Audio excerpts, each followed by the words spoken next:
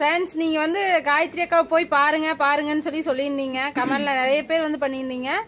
அதுக்காக தான் காலையில் கிளம்பி வந்தேன். இப்போ வந்து ஸ்கூல்லேருந்து குழந்தைங்களாம் வீட்டுக்கு வந்திருப்பாங்க. அதனால் நான் கிளம்பி போகணும். சரி காயத்ரி, நீயும் வா, போய் 10 நாள் இருந்துட்டு வருவியாம்மா. அதுக்கப்புறமா கொண்டு வந்து விடுறா, சரியா? இல்லைங்க, நீ அவர் வேற எங்கே போனாருன்னு தெரில. வரட்டுங்க, வந்து பார்த்துட்டு என்ன சொல்கிறாருன்ட்டு அப்புறம் நான் சொல்கிறேங்க. நான் வர மாதிரி இருந்தால் உங்களை கூப்பிட்றேன், அப்புறம் நீங்கள் வாங்க. ஃப்ரெண்ட்ஸ் பாருங்க, இப்படியே தான் வந்து கூப்பிட்டோன்னா வாஞ்சோன்னா வரதே இல்லைங்க. அப்புறம் நீங்கள் வேறு கேட்பீங்க, காயத்ரி அக்காவை கூட்டிகிட்டு போய் அம்மா வீட்டில் வைங்க, நீங்கள் பார்த்துக்கோங்க அப்படின்னு சொல்கிறீங்க. ஆனால் கூப்பிட்டா வந்தால் தானே ஆகும்.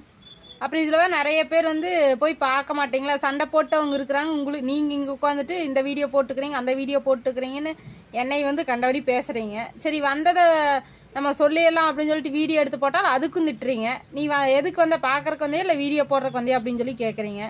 வீடியோ போட்டாலும் தப்புங்கிறீங்க, போடாமல் வந்து பார்த்துட்டு போனாலும் தப்புங்கிறீங்க. என்னதான் பண்ண சொல்கிறீங்கன்னு எனக்கும் தெரியல. காயத்ரி கூப்பிட்டாலும் காயத்ரி இப்போ வரல அப்படிங்கிற. அப்படி நானும் இவ்வளோ நேரம் சொல்லியும் பார்த்துட்டேன். இல்லை, அப்புறம் அவர் எங்கே போனாருன்னு தெரில. வந்து பார்த்துட்டு இல்லைன்னா அது ஏதோ ஒரு சண்டையாக அதாகும். அதனால வரட்டுங்க, அவர் என்ன சொல்கிறாருன்னு பார்த்துட்டு அப்புறம் சொல்கிறேங்க. சரி பாரு, வரட்டும். அப்புறம் குழந்தைக்கா 2 பேரும் சண்டை போடாமல் இருங்க, சரியா? குழந்தைய நினச்சி பார்த்துட்டு இனிமேல் சண்டை போடாதீங்க, அவ்வளோதான் சொல்லுவேன்.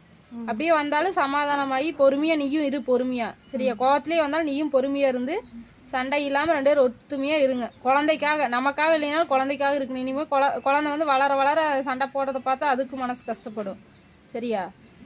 குழந்தை இருக்கிறவங்க சண்டை போடக்கூடாது. சண்டை இல்லாமல் சந்தோஷமாக இருங்க. நான் வீட்டுக்கு போயிட்டு நான் கால் பண்ணுறேன். குழந்தைங்களாம் வந்திருப்பாங்க, எங்கள் அம்மாவும் வந்திருப்பாங்க. ஓகேங்க ஃப்ரெண்ட்ஸ், பார்க்குறக்காக வந்தேன், அதான் சொல்கிறதுக்காக வீடியோ எடுத்தேன்.